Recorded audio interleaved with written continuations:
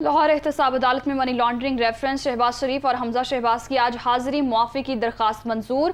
वज़ीर आज़म कौमी असम्बली वज़ीर आला पंजाब बजट इजलास में मसरूफ़ हैं। वकील की जानिब से कहा गया वकील अमजद परवेज़ दोनों रहनुमाओं की मुस्तकिल हाजिरी मुआफ़ी की दरख्वास्त पर दलाइल देंगे। लाहौर की एहतसाब अदालत में मनी लॉन्ड्रिंग रेफरेंस पर समाज शहबाज शरीफ और हमजा शहबाज की आज हाजिरी मुआफ़ी की दरख्वास्त मंजूर। तफसीलात जानेंगे नुमाइंदा दुनिया न्यूज़ मोहम्मद अशफाक से। जी मोहम्मद अशफाक बताइएगा।